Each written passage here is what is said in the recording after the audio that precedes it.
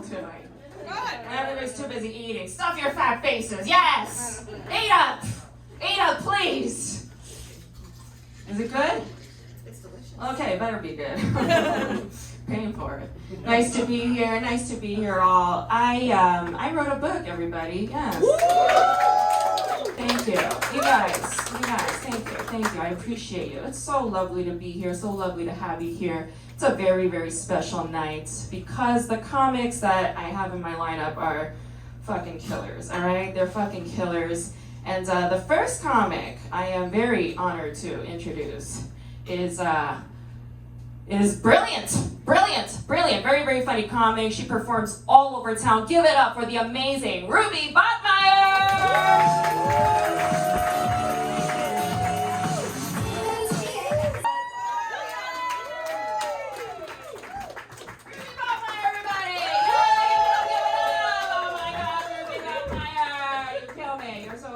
What's your problem? You're so hilarious. I'm brilliant, you know?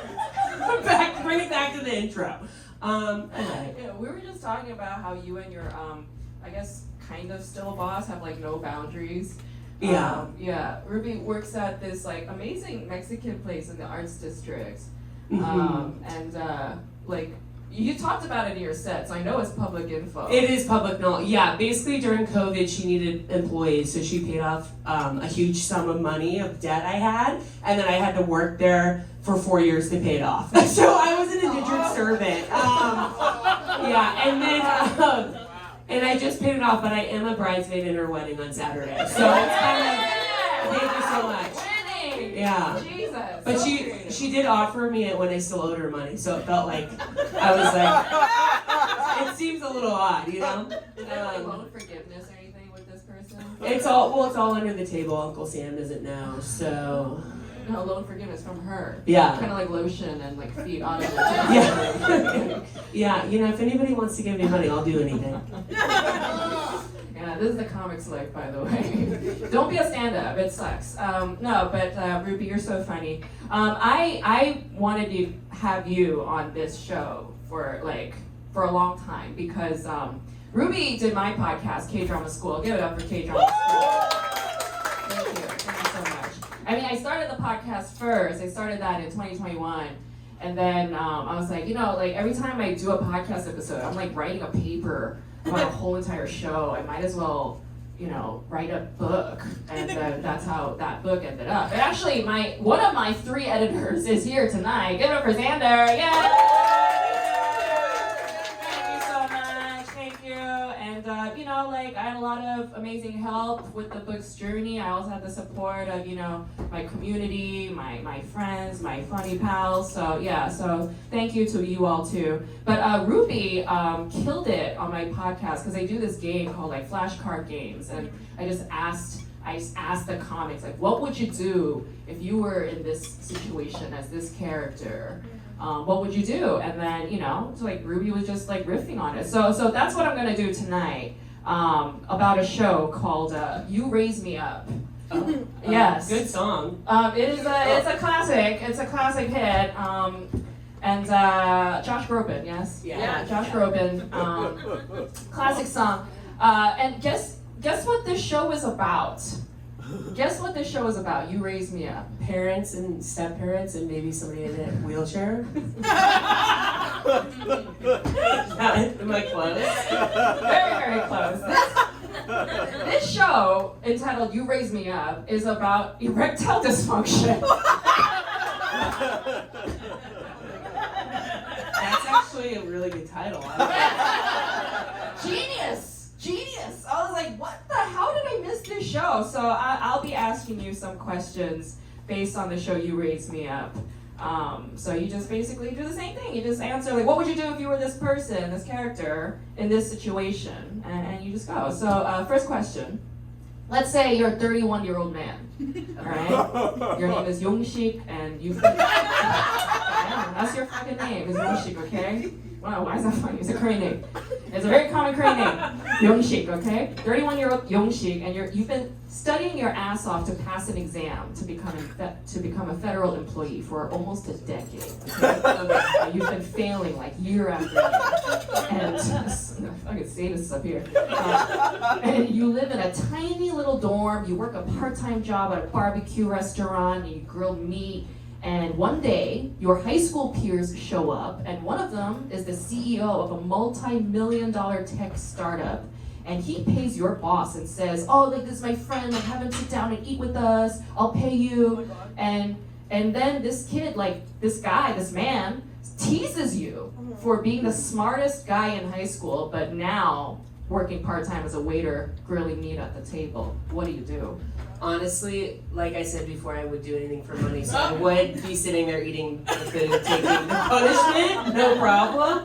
I would probably be like, yeah, I am a loser. I am 31 in this Korean barbecue place. I understand why you're making fun of me, but thank you for the charity of the and I would ask for a job. I'd say, do you feel bad for me? Please employ me, and I need to get out of here. Yeah, why have pride? Yeah, I do not. So yeah, throw away your dignity. Yeah. Money's everything. All right, good answer. All right, so let's say you're still Young-sik, okay? Yeah. After being humiliated by your gainfully employed high school peers, you go home feeling all dejected, okay? And you recall a really bad memory from like a year ago, okay? It was a time when you were with your ex-girlfriend at a motel a couple years ago, and she stopped in the middle of foreplay, and she said to you that she hates how you wear the same clothes all the time. She hates paying for everything because you're so broke, and she hates faking orgasms because you're so bad in bed, and she dumps you. And now, a couple years later, you can't get your dick hard. What do?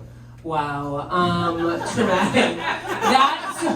So that dinner with his ex-high school buddies really triggered the motel incident with his ex-girlfriend. Okay. I would pay for a prostitute for sure to get some tricks. Like, I feel like if you're bad in bed, you can't get it up, you're kind of a loser, you're having bad fashion, I would need a Richard Gere by Julia Roberts, you know? Like, I need Julia Roberts to come in and save me. Yeah. So I would try to find money for my barbecue spot to get it. I mean, honestly, you're gonna get a really bad prostitute at first, like a $30 prostitute, and you're gonna work your way up. And that's how you solve that. Yeah, you gotta start somewhere. Yeah, that's what for call sure. girls are for. Yeah, you call them. Yeah, I mean, I think you're like the economy's better because of you, right? Because you're like getting some money. That's true. God bless sex workers everywhere. Okay, good. All right, so let's say you're still Young-sik, okay? Yeah, okay. You still can't get your dick hard, all right? So you go to a urologist, and the doctor who comes in to check your prostate is a woman, and turns out this woman, her name is Uda, and she's a girl you dated back in high school. What do? Oh, I think I would be hard then, right? For sure, because I think she's the one that got away, and I'm be making a lot of doctor's appointments with her. Don't you think? I would fake cancer in the prostate to keep coming back. That we're solving his issues, you know? Yeah. Don't you think? Over and over, yeah. Check it again. Yeah. Little one to the left. Yeah. God, so smart. All right. Yeah, you're resourceful, Ruby. Yes, very resourceful. You gotta make lemonade out of lemon. Yes. That's exactly what you do. All right, so you're the same guy. You're still Young-sik again, okay? All right. So Ruda is like so happy to see you, right? And she's like, you know, you're not in the doctor's office anymore. You guys are now having brunch. And Ruda asks you, like, what do you do for a living? So you lie and you say that you're the CEO of a multi-million-dollar tech startup. And afterwards, after you guys part, you go to see your psychologist. It's this man named Chi-hyuk, okay? And you're there to discuss your erectile dysfunction. Maybe it's a mental thing. And then Chi-hyuk says, you know what? I actually have a urologist colleague that shares an office with me, so let's bring her over. She comes in to talk about your erectile dysfunction. Turns out the urologist is Ruda again, all right? And she's Chi-hyuk's girlfriend. And Chi-hyuk explains to Ruda that you're an unemployed part-time waiter at a restaurant with a flaccid cock. What do? This is getting messy. Okay, so my therapist is dating the chick I am trying to date because she was the prostate person, right? Yeah. In my mind, okay. Yeah. I would be like, I would just fake mental illness. I'd say I'm really, really sick, and I have multiple personalities or something. And I'd say I need help, and then hope that the woman would give me enough sympathy that she would want a friendship with me, and then she'll eventually fall in love with me when I get better. You know, very sneaky. All right, good. I dig it. I dig that. That's crazy. All right, I love that. Okay. All right, now let's say you're Ruda, you're the girl, all right? Okay. You're the urologist lady. Okay. Your psychologist boyfriend Chi-hyuk makes a bet with you. He says he'll give you 1 month to cure Yong-shik of his ED. Out of pride, you agree to the bet. Then the show turns into She's All That, okay? And as you get to know Yong-shik again, in your adulthood, you see all of his good qualities, like he's considerate and sweet and kind. He's all the things that Chi-hyuk is not, okay? He may be broke, he may be impotent, but he's so much nicer than Chi-hyuk and you develop feelings for him. When Chi-hyuk asks if you like Yong-shik, you adamantly deny it, all right? But as you're denying this, turns out Yong-shik was standing in the corner, he overhears everything and finds out that you made a bet about his ED. What do you do? Okay, is this not the Julia Roberts from the beginning? This is crazy. This is essentially Julia and Richard. Okay, I feel like, well, he's desperate for me, obviously. It's like he's desperate. He wants me to have sex with him. So I would just be like, I'd run after him secretly so my now boyfriend doesn't know. Yeah. And then I fuck that guy. Because I'm like into him, right? Yeah. And I feel like it's passionate and it's amazing, and he has the hardest dick he's ever had in his entire life, and it's the best thing we've ever done. And for me, my character, I don't even have to be with him if I didn't want to, because I can just go back to my therapist boyfriend. So I am loving my life. Yeah, very, living it up. Okay, let's say you're now Yong-shik, all right? You're the flaccid cock poor guy. Okay. You just overheard Ruda say all these things to Chi-hyuk, all right? About how she's making a bed and how she doesn't like you, yada, yada, yada. What do? See, now I'm like, I guess I would try to play hard to get, you know? Because I do, again, I'm thinking like my character is going to want him to fuck her, you know? So I would play hard to get, but then if she didn't actually take the bait, then I would come back and like kind of stalk her a little bit. And like, again, really heavy mental illness is going on. So I am playing into that for the sympathy, and I think he's going to get her vagina for sure. Just out of curiosity, how's your dating life, Ruby? Not amazing, I'm gonna be honest. Am I crazy? A little bit, yeah. Yeah, we're comics, yeah. So I'm not really dating because I don't want to get crazy. I'm like, it's so nice, my mind's not wandering every second. So I have to, it's a little. All right, very good. No, I mean, I understand. I'm on the same boat as you. Okay, let's say you're Ruda now. Okay, you make it up to Yong-shik because you know what you did was fucked up. All right, so you help him through all of his insecurities. You help him through his anxieties, and now he's gained more confidence in himself. But one day, a police officer stops Yong-shik for suspiciously wearing a lot of pink. And that's a side note. Yong-shik is obsessed with the color pink. Like that is, it's like a thing. He just like everything he wears is pink. It's his personality. Okay. The police suspect him to be a pederast, and What's that? It's a child molester. Oh, a pedophile. Yeah. Okay. And they chase him to his dorm, and then a huge crowd stands outside of his apartment building, and there's like the media and the police and the neighbors are pointing fingers, calling him names, and yeah. What do? I'm the girl, right? You're the girl, and you're seeing this happen. Yeah, it's a little hard to be dating a pedophile. To be, then I think you have to say that he's crazy. I know his therapist. He's insane. Oh. So right? You believe the cops? You believe the cops is suspicious? But if there's a big mob outside his dorm, it's kind of making you look bad. I don't want to lose my job. Oh wow. Honestly, I got lost in this scenario. I'm not sure what's going on, but it doesn't sound good. The cops made a mistake. He's not a molester. Like he's not a pedophile. He's been suspected of one just for wearing pink. This is like a weird discrimination kind of thing. Yeah. Well, I would also think he's a little odd if he's wearing pink like that. It's honestly a little hard to go to bat with someone who can't really get it up every time. That's so true. I don't know. I can't imagine me fighting the cops for that guy. So I would probably just say you got you. All right, I would true. let it ride. All right, that's fair enough. Okay, last question. Let's say you're Ruda again, you're the chick, all right? You and Yongshik, all right, by the way, the whole thing, like, it worked out. Like, the whole cops thing, it worked out. Thank God. All right, you and Yongshik develop feelings for each other, and you guys end up smooching, okay? You guys are, like, making out. And then the next thing is you guys end up at a hotel, all right? You're in the bed, and you're getting ready to bone, all right? But then Yongshik stops in the middle of foreplay, and he says he can't do this. And he gets up and he leaves. What do? He can't do it? Yeah. Oh, I'd be pissed. I would probably, I don't know, what do I do? I'm the girl, right? Yeah, you guys like each other, you helped him through It's like, everything. who paid for the hotel? If I paid for the hotel, it's gonna be a problem. I'm calling the cops and saying, he is a pedophile! I have proof, and I wouldn't set it up. I'd say, you're fucked, and I'd never talk to him again. Get it up for Ruby Bockmeier, everybody! Thank you, Ruby! Get it up.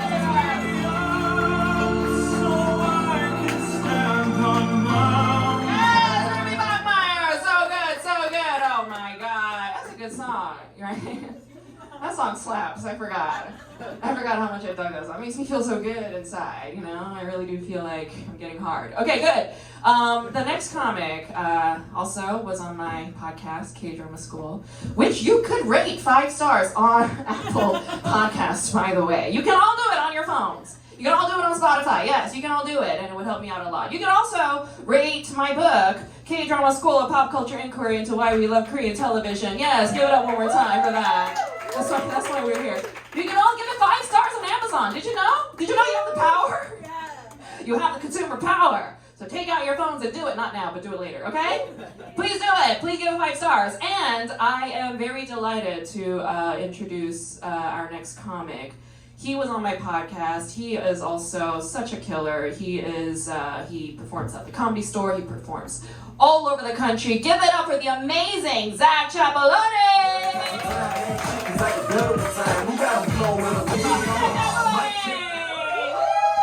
Oh my God, Zack Chapaloni! Yes, you're Moroccan, right? I am Moroccan. Yeah. Zack's mom is a Moroccan lady. Yeah. Just me and these African Americans right here. Gotta represent. No, when we were talking about podcasts, like we were talking a lot about like having like immigrant parents and like growing up in like a very, very wealthy white suburban area. Yes. How uncomfortable that was. Oh, dude, I was the black kid in my neighborhood. That's how wealthy and white they were. They were like, "What? Where are you from?" I'm like, Morocco. They're like, "So Africa?" I'm like, "Yeah." They're like, "So you're black?" I'm like, "Well, no." I'm like, "Are you Mexican?" I'm like, "You know what? I guess I'm just black. It's just easier. It's closer." Yeah. You grew up in the area where they shot Big Little Lies, right? No, but not far. Like Kinda it's close. that kind of area of Northern California. Very beautiful, like, Yes. very scenic, Yes. but very wealthy. Like, Very wealthy. Yeah. Yeah. Oh yeah. everybody has a boat. Everyone has a boat. Everyone's family has a plan. You know that? Like the family's just like, just the kids are on a path. Yeah. My mom is like from the village, dude. Like my mom came from literally nothing. Yeah. So her plan, it was just like, when the cock calls, when you hear the bird cry 3 times, duck. I'm like, all right, I was looking for like financial advice. Something solid. Oh my God. Oh, that's my childhood, yeah. Oh, no, I love that. So, yeah, I remember feeling very, like, comfortable with you when we were discussing that. I was like, Yeah. oh, I could relate to that for sure. Because I grew up in, like, an all-Irish Catholic neighborhood as looking like this. Damn. Yeah. It was rough. But, you know, like, they were, like, working class, too. And, like, you know, like, that everybody's, like, dads were, like, a cop or Yeah. like, a firefighter. Yeah. And they were mean as fuck. I'm like, why? Why are you so mean? Right. You're poor. Like, aren't poor people nice? No. They were fucking mean. Yeah. So. Our like rich mean is like a different. It's like a very subtle mean. Yeah. It's like oh. Yeah. Good luck with that. They, yeah. Like, fuck Yes. you. They have boundaries. Yeah. Like this. But like the poor mean, like they like really like, They're like fuck needle you. it in. Yeah. Yeah. I don't know which one I prefer. I think I'd rather hear poor mean. Yeah. Or it's a I little want to personal. hear how you feel about Yeah, me. it's more personal. Yeah. So okay, yeah. All right. This is like the what's the Native American show, Leo DiCaprio, where they're all like nice, but they meet in the back. You guys see the flower killers of the flower moon? That's like rich meat. You know, they're polite, and then they're in some wooden room with whiskey, deciding how they hate you. Trying to kill you. Yeah, they were trying to kill me. It was a rough life. Oh god. All right, and the other funny thing was just like how you were like, oh, like family dinners. Like I never had family dinners, and I was like, you were like, right? Like no family dinners. I was like, no, I had dinner with my family. Like, I was like, I don't really eat with you there, but like, yeah. Yeah, well, my mom married like a white, like 12-year-old in an adult's body. Like my dad was just a kid who never grew up. Right. But he's like the hero in the Moroccan family, and they're like, he's the greatest thing to ever. I'm like, this guy right here is in his underwear, eating in the kitchen. All right. Yeah, it was very like, just be white and you'll make it. Yeah, truly. Out of this country, yeah. Truly. All right, Zach. So, same deal. All right, I'm gonna ask you some questions. Oh shit! We're That last one got intense. All the erectile dysfunction. It's like the kinkiest Dungeons and Dragons I've ever played. They're like, roll again, you're a pedophile now. Oh my god. It's taking turns. This is a really good show, actually. Like, if you're into like a really good thriller, like psychological thriller, you would love this. It's called Anna. It's on Amazon Prime. Okay. Check it out. I was like, how did I miss this show? This show's fucking amazing. It's called Anna. So, okay, let's say you're in high school. You're a high school senior. Your name is Yumi, all right? You're a high school girl named Yumi. Okay. All right? Your parents are working class tailors, all right? Your mother is deaf and mute, so you offer her additional support as her signing interpreter. All right? You're a good daughter. You have a bright future ahead, but you start an affair with your high school teacher, and he gets caught. But instead of firing him, the school makes you leave town in the middle of the night, and so your father moves you to Seoul to live by yourself. What do you do? What? The school's mad at me? Not the teacher? Yeah, they kicked you out, girl. Shipped you off to Seoul. I mean, I gotta tell my mom that I'm not gonna be there tomorrow. She needs my help, right? To communicate.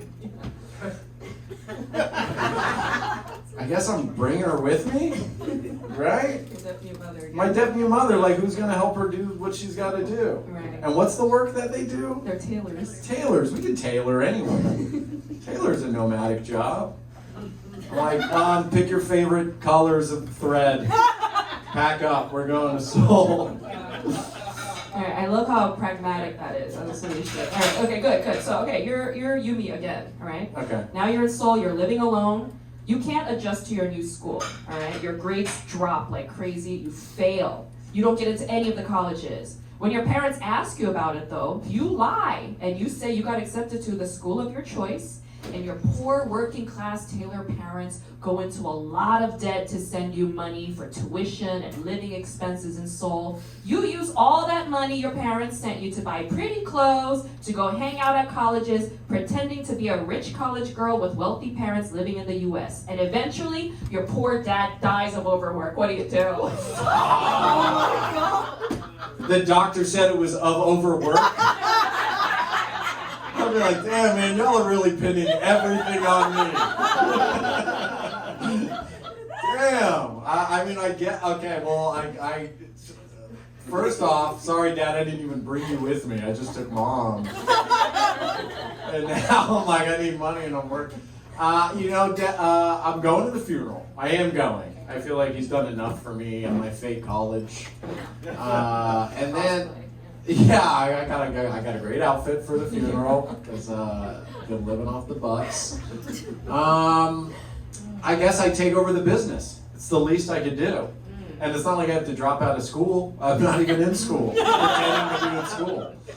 So I'm just like I'm faking it till I make it.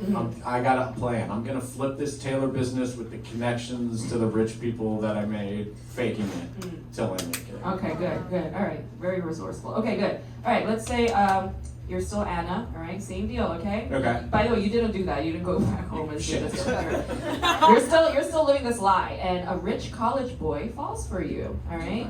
And he thinks you're this rich girl with a college education and a bright future with parents living abroad. All right. He asked you to marry him and move to the United States together. But at the airport, right before takeoff, his mom calls you and calls him and exposes you as a fake and a fraud. What do you do? We're on the flight? Before the flight. Oh, right before the flight. At the airport. At the airport. Yeah. I go, let's figure this out stateside. You know, like, let's get a cocktail. I feel like you're at the airport, you're already ordering a drink. You know, like, it's vacation time. We're starting anew. I go, this will all clear up by the time we land. She's got some bad intel. It's like a dream, yeah. And then I go, can we cut the Wi-Fi on the flight? I don't want any more texts or messages. Give me time to think. You know? Yeah, treat Korea like Vegas. And Exactly. like none of this. All right, very That's good. right. All right. So you're the same chick. You're Yumi again. All right. Okay. Obviously, everything falls apart. He dumps you. He goes to the U.S. without you. So you're living in Seoul. Yeah. Of course he left you. Okay. I thought you'd leave me in a nicer place than the airport. No, he left you there with your fucking suitcase and everything. It was Okay. real sad. You start working as a housemaid for a very wealthy girl named Anna Lee. She and her family are extremely demanding, all right? Very sensitive people. One day, you show up a little bit late, so they fire your ass. Out of retaliation, you steal Anna's college degree, her master's degree, they're from NYU and Yale, and you steal Anna's American passport and you bolt. And then you change your name legally to Anna Lee, and you use these fake degrees from her identity that you stole to get a position as a tutor. And then one day your boss calls you into her office and says that a former Yale alumni friend of hers wants to meet you and chat about your school life at Yale. What do you do? It's all caught up to me so fast. God, just yesterday I was on the verge of marriage. I'm a failed maid. All right. Okay, we don't need. Who carries their degree anymore? All right, she's not even gonna notice it's gone. Passport, that might come up. Okay, I'm gonna say I have diarrhea, and I can't meet with the guy and then also I have to tutor. Yeah. I didn't get this master's degree to not tutor. Oh, the sad thing is that's kind of a reality for a lot of people with master's degrees in America right now. But yes, okay, very cool. good. That's a very smart solution. And that's actually kind of what happens in the show. So it's like you wrote the show. Oh, nice. Okay. She had diarrhea too. It's fail proof. She excuses herself to go tutor the kids. All right. So you're Yumi again. Okay. You're still living this lie. Okay. Okay. You meet a very rich man with an IT company. Okay. He has no education but lots of money. So you marry him. Your new husband wants to become a politician, and he's doing it. So you have to play the good housewife now, and you gotta hang out with all of your husband's boring housewife friends and shit, okay? One day, you see your husband's personal driver show up a couple minutes late. So your husband grabs the driver by the shoulders and kicks the driver's shin over and over and over again, then fires him on the spot. What do you do? So he's just grabbing him and just kicking his shin? Over and over Well, and they're over. probably like just watching in silence for a second, thinking he's gonna hurt another part of the body. Just the shin. I'll probably go, I guess you're done. And the driver learned their lesson. Driver's fired. I go, look, we all got skeletons. We're in politics now. Yeah, that's true. I can be the driver. I mean, I can drive you to your thing. I don't have a lot going on, right? It's like I'm at the boring parties. I'll be like, I gotta drive. I'm maybe not the driver anymore. I gotta go, but you guys enjoy yourselves. That's a good solution. Yeah, that's very smart. I'm a driver now. Yeah. I've been a tailor, a maid, a failed college student, a tutor, someone else entirely. Now a driver. Now you're your husband's valet. My Good. LinkedIn's about to be lit with fucking. Everyone's like, whoa, you gotta get moving. I like experiences. I love that. Okay, wow, you're very smart as Yumi. I love this. Okay. Okay. So, okay. I'm glad you think that's smart. I'm like, Yeah. I have diarrhea. Genius. Oh god, yeah. All right, so you're Yumi again. Okay. Okay. You and your husband, you're living at your fancy ass penthouse apartment building where you know. That's where you live. You're living your life. You're living the housewife dream life, okay? But then, one day, you notice that the rich girl Anna is also living in that building. the woman whose identity you stole. She's living in the same building as you, and Anna discovers that you stole her identity, so she blackmails you for $3 million and says if you don't give it to her by next month, she will expose you, have you arrested on charges of identity theft and fraud. What do you do? Damn. That I forgot about Anna completely. I never thought that would come back to that. Same building. God. Yeah. I tell my husband I hate it in this building, and we got to get out of here. Just to create buy me a little bit of time. Right. And then I go. I'll probably ask the husband. He's in politics. He's got skeletons. Yeah.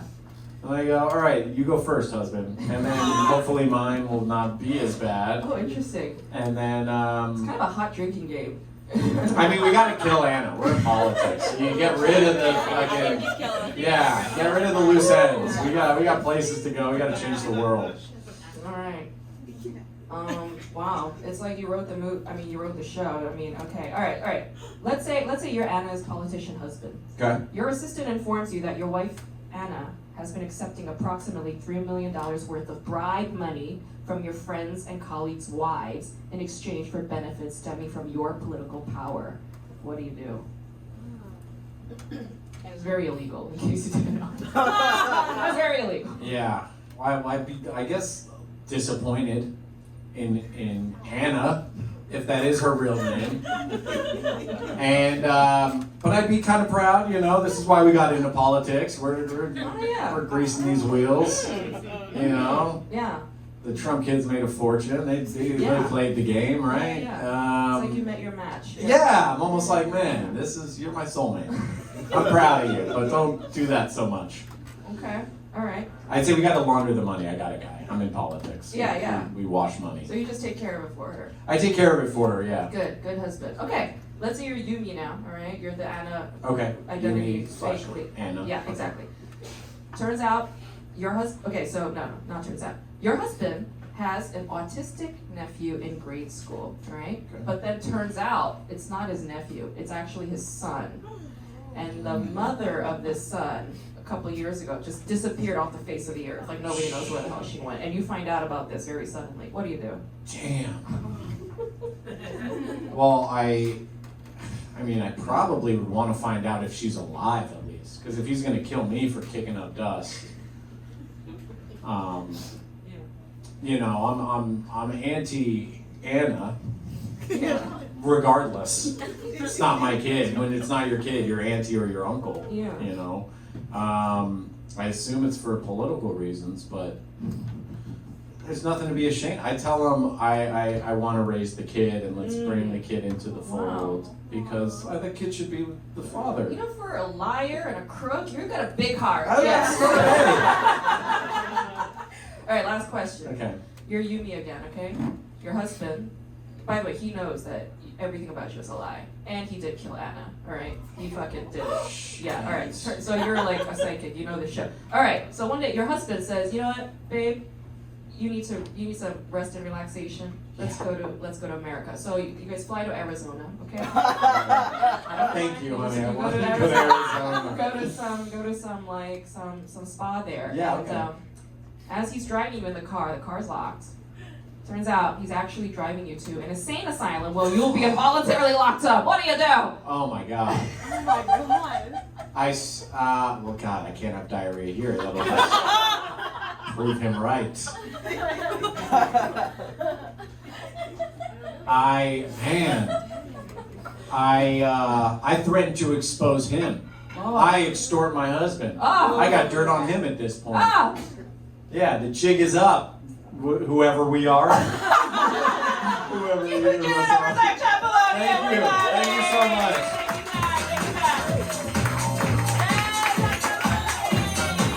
Zack Chapaloni, amazing. Oh my God, amazing. Loved it. Are you guys having fun? You guys digging this? I'm having a good time. You guys are a great audience. All right. Well, you ready? Are you guys ready for your headliner? Are you guys ready for your headliner? And I had this guy live when we did my podcast live in Alaska, in Anchorage, Alaska. It was so fun. And, this guy, he just killed it. He tours all over the country. He's a brilliant comedian. Give it up for the amazing Josh Edelman!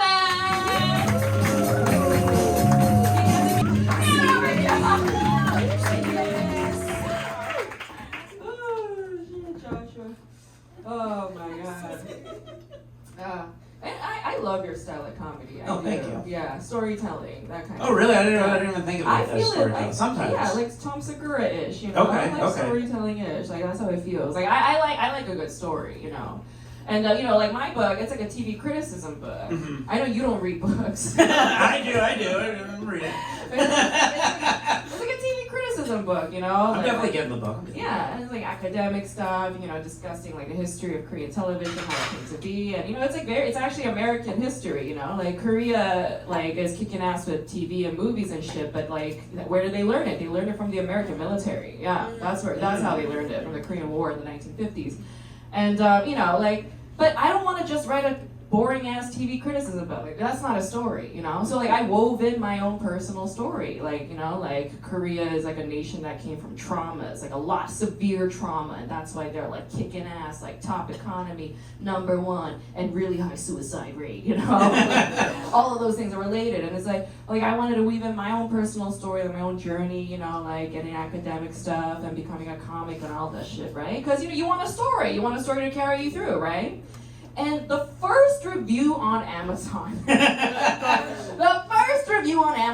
like, this book is like 90% her personal trauma journey, 10% about Korean TV. That's not even fucking true. It's more like 50-50. But aren't we at least happy they read the whole book if they got the figures That's right? what I'm saying. He's like, I read the whole book, and I'm like, you read the whole book. How long is the book? It's like almost 300 pages. So he's like 240 pages and he's like, I fucking hate this. He never gave up. That's the thing. He was like committed to this. And so like that's what I'm saying. Like don't let shit like that like discourage you from like not doing what you want to do. You know what I'm saying? Like when people like decide that they don't like something or they want to be shitty about something, it has nothing to do with the actual thing. It's just like, that's just their thing. That's their fucking problem, So I was just like, man, that's like so fucking annoying. Right below that, somebody else wrote a review. 5 stars, right? And she's like, I love this book. I didn't even finish it yet. Oh man, Amazon's a hoot. Well, I think that makes sense. Like, I'm driven so much more by spite than love.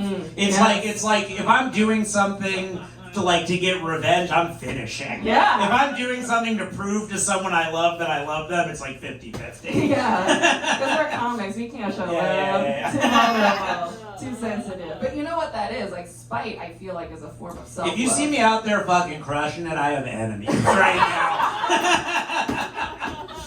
That's so true. No. It's a form of self-love. Spite is a form of self-love. When I'm in love, you don't see me at the open mics. When things are good, yeah. We're slowing down. Yeah.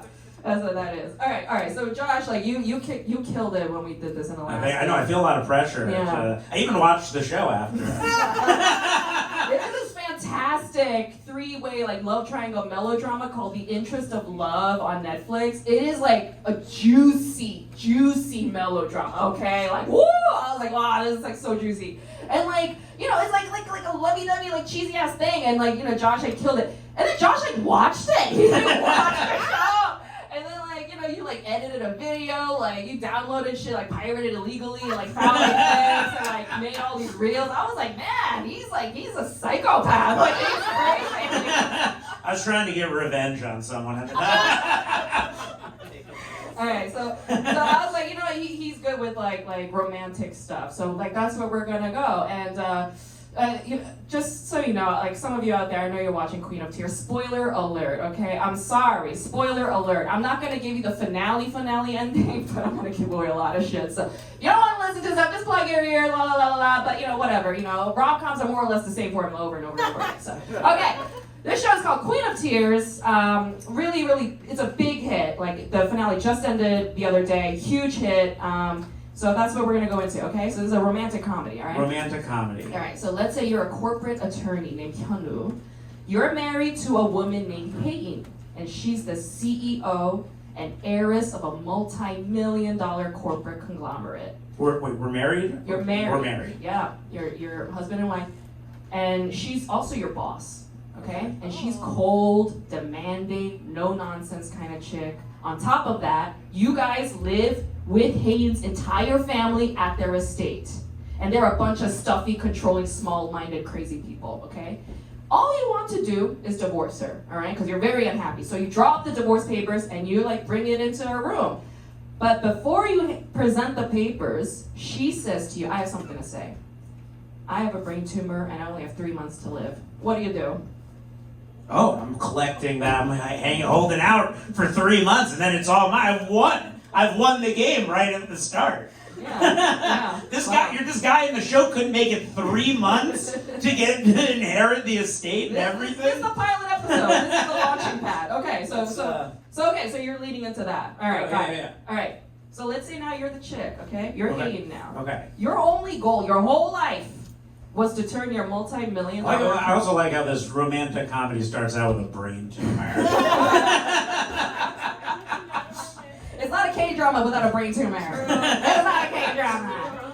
All right. So okay. Okay. So you're now I'm the chick. Now you're the lady, and your only goal in life is to turn your multi-million-dollar company into a billion-dollar company. Okay. And so you're really close. Okay, you're really close. But now the doctor says you only have 3 months left to live. What do you do? Well, first off, I just like how much more progressive this show is than Zack's show. Where the little girl got sent away so that like the pedophile could stay working. Yeah. And now I'm like this woman billionaire, soon to be billionaire. Yeah. I got 3 months to live.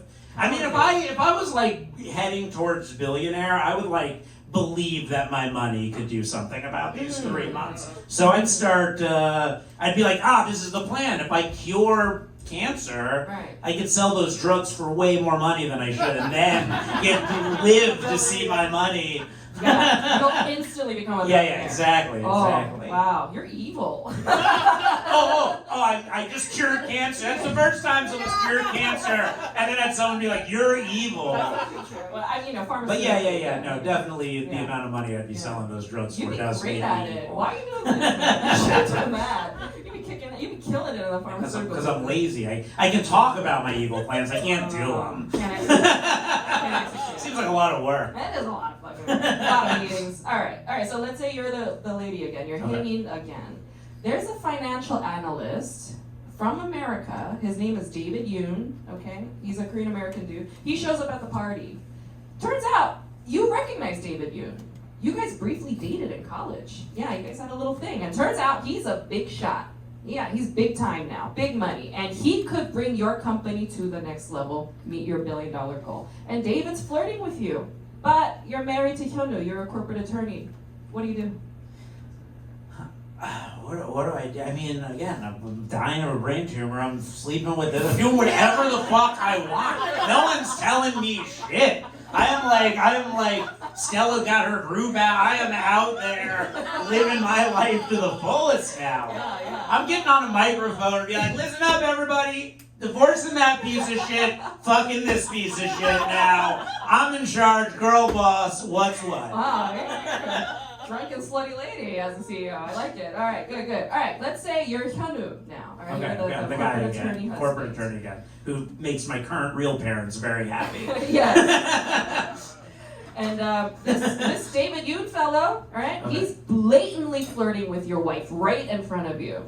What do you do? Man, I'd be like, dude, like 2 days ago before she told me she was dead in 3 months, I would have been all about this as my exit strategy. But now I gotta kill him. I gotta kill him. I gotta hide the body. I'm 3 months away from potentially being almost a billionaire. On my own. So your eye is still on the prize. Eye is on the prize hardcore now at this point. Because I don't feel anything for this woman I wanted to leave and hated my life. I've been sitting there being like, ugh, if only she would die of a brain tumor. And then like my prayers are answered, and then this wrench is thrown in to the whole That's thing. true. Yeah. Scumbag, yeah. Oh, what a scumbag. Because it's like, okay, now I could divorce her and blame it on the affair she's having, but I only get 50%. I'm 3 months from Hondo. Yeah. Sorry to break it to you, Hyunwoo, but turns out you signed a prenup. Oh my god. And you're not getting jack shit no matter what. Wait, but what if she dies? No, the prenup says if she dies, I get nothing? Nothing. Not a cent. So now I'm curing cancer. Now I'm actively in the lab working on a cure for brain tumors. It's all coming back to me, the prenup and everything. I'm rethinking. I'm smart enough to become a corporate attorney. I go back to medical school. Yeah. Wow. Okay. Wow. Money's everything. Okay. Let's say you're paid now. All right? Okay, is this guy also not getting a corporate attorney salary? Does he? He is. Yeah, He okay. is. But yeah. does my prenup say she gets all my money? No. Okay. Yeah. I don't think that's how prenups work. Yeah. Rich people make call the shots. Okay. All right. No, you're Hyunwoo now. You're the guy. Okay. Okay. While caring for your sick wife, you guys were able to rekindle the romance. All right. You love each other again. You remember why you got married. It was out of love. Aww. But she is still about to die. Okay. On top of that, now you guys are getting along really well, sleeping in the same bed. Da da da da da. Okay. You guys were sleeping in separate rooms for like over a year, by the way. Damn. All right. Yeah. Hayne. Okay. Out of nowhere, suddenly, Hayne. Even though you guys are getting along, she found the divorce papers you were about to serve her a month Oh, ago. shit. What do you Oh do? my god. I go, what are those? I've been framed. Got your signature and everything. Yeah. Dated it, signed it. Who did this? I start. Yeah, just play dumb. Okay. Yeah. Definitely play dumb. I deny. Yeah. You're not married, right, Josh? No. No, the bitch wanted me to sign a prenup, and I was gonna let him have it. All right. Let's say you're the Okay. lady now. You're Hayden, okay? Mhm. You're so pissed. You're so hurt. You Yeah. felt so betrayed. You signed the divorce papers, all right?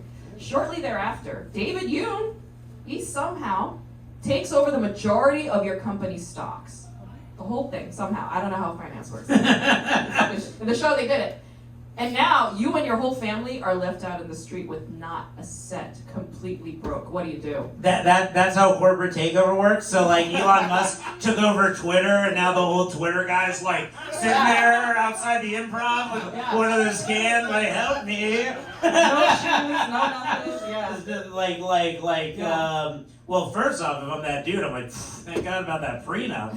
I still got my corporate attorney true. money. Yeah.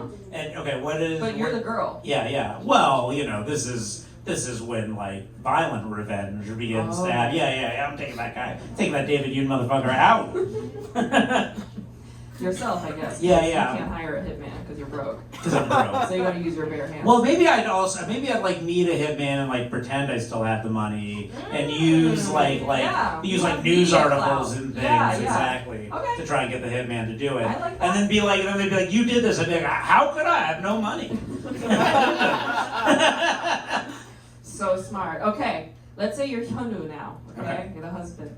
You and your wife, you guys make up. You say bygones are bygones. You guys love each other still. All right. Suddenly, a hospital in Germany offers to give Hayden surgery to remove the tumor. All right, there's a good chance she'll survive. Wait. So this rich, like almost billionaire didn't like even think to look outside of Korea She for did. potential?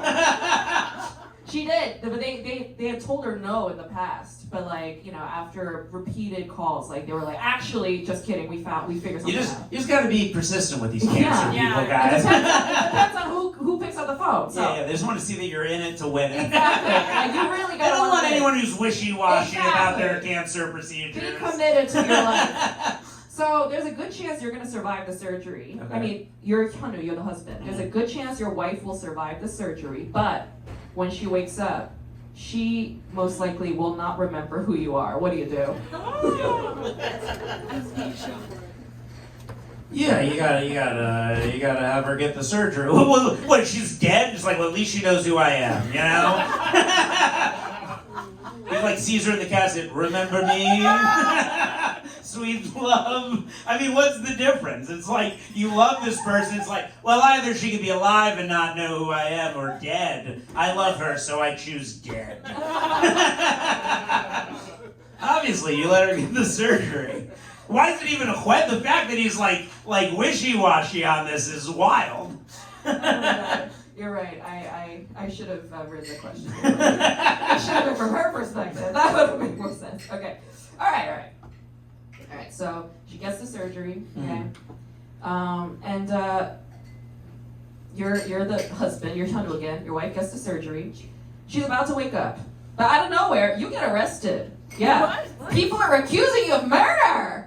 And David Yoon shows up in Germany and he starts feeding your wife lies. He says to Hayden that you're a cheating bastard who divorced her. He says that he's out to get your money. All the things you said up here. Okay, all the things I actively said were my motives at the beginning of this. Yeah. And David is pressuring Hayden to marry him.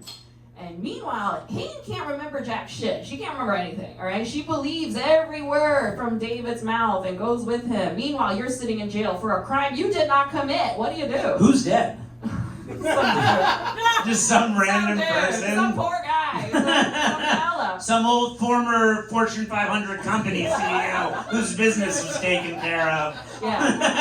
That I just killed in the street. Yeah, obviously David Yoon killed a guy and he framed you. But David Yoon killed this guy Yeah. With his own bare hands, or did he hire somebody? He probably hired somebody. Because he has money. Well, yeah, I mean, I'm trying to get out of jail to murder this David Hain guy to go to jail for actual murder.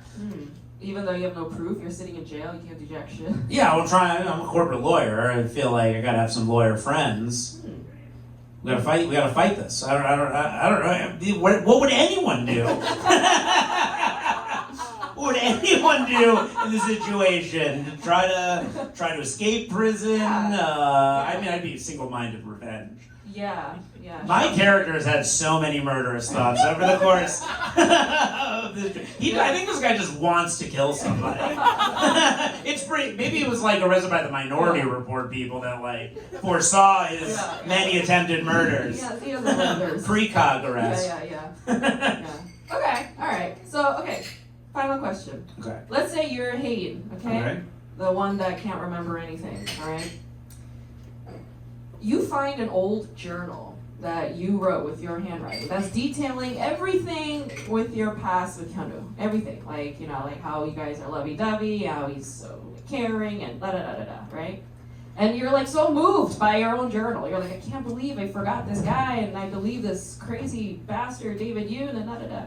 So you call Hyunwoo and you're like, we need to meet. And then, you guys go rushing to the meeting location and you see each other standing across the street. Wait, so am I in jail? And I'm like, officer, I need to meet my wife. And because it's a Korean drama, they were like, we understand this. And then they opened the cage and let the murderer out to go meet with his wife. How am I out of prison now that I'm just going? That's exactly what happened. Exactly what happened. I mean, they figured it out. Okay, they figured it out. Hyunwoo's lawyers figured it out. The lawyers ever started on that whole murder. So Is David Yoon in prison? David Yoon's not in prison. No. He's still out there. He's being all David Yoon-y. And so you're Hayden, journal, you're standing on the street, right? And you see your husband, the one you can't remember, but the one you know you loved. Mm-hmm. He's standing on the other side of the street, and he's like, I'll come to you. Like, you hang over there, okay? And then can't wait to see how this romantic comedy. What happens in this romantic comedy right now? The moment his foot hits the pavement, a car runs him over. What do you do? Hilarious romantic. What do I do? I'm her. You're the girl. I go and I get that surgery, that brain surgery again. That makes me forget that moment. And then the journal I read, and I burned the journal before the brain surgery, and I keep getting my memory erased anytime stuff like this happens. Eternal sunshine in your own mind. Exactly. I love that. Give it up for Josh Edelman. Thank you so much, everybody. guys. One more time for Grace. Yes! Oh my God, you guys! Amazing! Amazing. Give it up for the comics one more time. Brilliant work. So fun, so fun. You guys, thank you so much for coming out to the show. So happy to have you all here. I will be hanging out here until 9 p.m. There's a hard out at 9, and then we can all go to the main room bar over there. We just go right through there, and then we can hang out, chat, book signing, whatever you want. But thank you so much for coming to the show. Thank